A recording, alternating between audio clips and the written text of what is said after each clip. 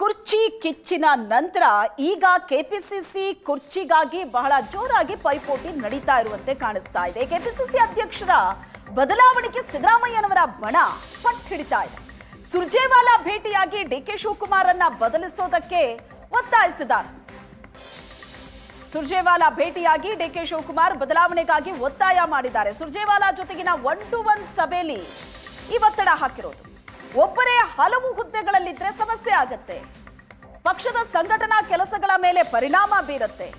ಸುರ್ಜೇವಾಲಾ ಮುಂದೆ ಸತೀಶ್ ಜಾರಕಿಹೊಳಿ ದೂರು ನೀಡಿದ್ದಾರೆ. ಒಬ್ಬರೇ ಇಷ್ಟೊಂದು ಹುದ್ದೆಯನ್ನ ನಿಭಾಯಿಸಿದ್ರೆ ಸಮಸ್ಯೆ ಆಗುತ್ತೆ ಅಂತ. ಸ್ಥಳೀಯ ಸಂಸ್ಥೆ ಚುನಾವಣೆಗಳಲ್ಲಿ ಸಮಸ್ಯೆ ಆಗುತ್ತೆ. ತಳಮಟ್ಟದಲ್ಲಿ ಸಂಘಟನೆಯಾದ್ರೆ ಮಾತ್ರ ಗೆಲುವು ಸಾಧ್ಯ. ಕೆಪಿಸಿಸಿ ಅಧ್ಯಕ್ಷರ ಬದಲಾವಣೆಗೆ ಸತೀಶ್ ಜಾರಕಿಹೊಳಿ ಒತ್ತಾಯಿಸಿದ್ದಾರೆ. ಬದಲಾವಣೆಗೆ ರಾಹುಲ್ ಗಾಂಧಿ, ಖರ್ಗೆ ಜೊತೆಯೂ ಚರ್ಚೆ ಮಾಡಿದ್ದೀನಿ. ಸತೀಶ್ ಹೇಳಿದ್ದನ್ನ ಕೇಳಿಸಿಕೊಂಡು ಸುರ್ಜೇವಾಲಾ ಸುಮ್ಮನಾಗಿದ್ದಾರಂತೆ.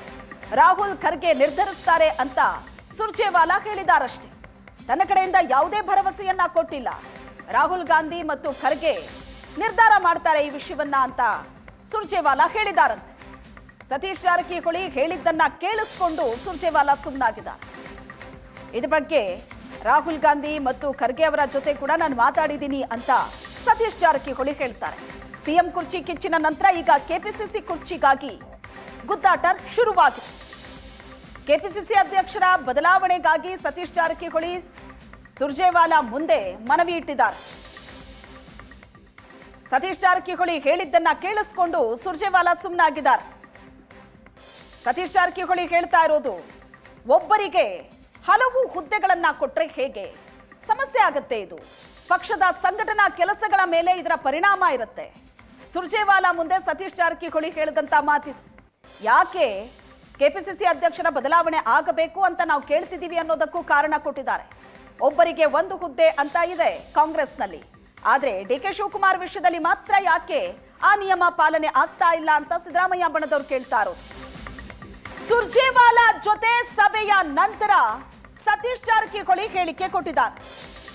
ಅಭಿವೃದ್ಧಿ 2 ವರ್ಷದ ಸಾಧನೆ ಬಗ್ಗೆ ಮಾತಾಡಿದ್ರು. ಇನ್ನೂ ಒಮ್ಮೆ ಸಭೆ ಮಾಡ್ತೀನಿ ಅಂತ ಹೇಳಿದ್ದಾರೆ. ಸತೀಶ್ ಜಾರಕಿಹೊಳಿ ಹೇಳಿದ್ದು ಸುರ್ಜೇವಾಲಾ ಜೊತೆಗಿನ ಸಭೆ ನಂತರ ಕೊಟ್ಟಂತ ಸ್ಟೇಟ್ಮೆಂಟ್. ಕೆಲವು ಶಾಸಕರು, ಸಚಿವರು ಸ್ಪಂದಿಸ್ತಿಲ್ಲ ಅಂತ ಹೇಳಿದ್ದಾರೆ.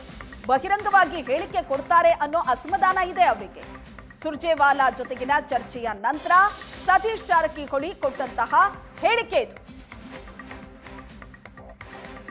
ಯಾವುದೂ ಇಲ್ಲ, ಓನ್ಲಿ ಡೆವಲಪ್ಮೆಂಟ್ 2 ವರ್ಷ ಸಾಧನೆ. MLAಗಳ ಲಿಸ್ಟ್ ಅದು ಮಾತ್ರ ಕೊಟ್ಟಿದ್ದಾರೆ, ಅಟೆಂಡ್ ಮಾಡ್ಲಿಕ್ಕೆ ಹೇಳಿದ್ರೆ. ಆಲ್ಮೋಸ್ಟ್ ಅಟೆಂಡ್ ಮಾಡಿದ್ದೀನಿ.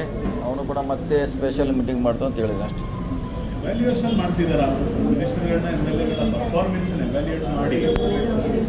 ಅದೇನು ಗೊತ್ತಿಲ್ಲ, ಅವ್ರನ್ನ ಫೈನಲ್ ಆಗಿ ಅವರು ಹೇಳ್ತಾರಲ್ಲ, ಅವರು ಒಂದು ಲಾಸ್ಟಿಗೆ ಕೇಳ್ಬೇಕಾಯ್ತು ನೀವು ಅವ್ರನ್ನೂ ಒಂದು ಸಾರಿ. ನಮ್ಮ ಪ್ರಕಾರ ಶಾಸಕರೇನು ಕೆಲವು ಕಡೆ ನಮ್ಮ ಕೆಲಸ ಆಗಿಲ್ಲ ಅಂತ ಬಹಿರಂಗವಾಗಿ ಹೇಳಿಕೆ ನೀಡಿದ್ರು. ಅದರ ಹಿನ್ನೆಲೆಯಲ್ಲಿ ಅವರೇ ಖುದ್ದಾಗಿ ಕೇಳ್ತಿದ್ದಾರೆ. ಸೊ ಯಾರು ಅವ್ರಿಗೆ ಹೇಳಿದ್ದಾರೆ ನಮ್ಮ ಕೆಲಸ ಆಗಿಲ್ಲ ಇಲಾಖಾವಾರು, ಅದನ್ನು ಆ ಸಚಿವರಿಗೆ ಕೊಡುವಂಥ ಪ್ರಯತ್ನ ಮಾಡ್ತಿದ್ದಾರೆ. ಈಗ ಯಾವುದೋ ಇಲ್ಲ.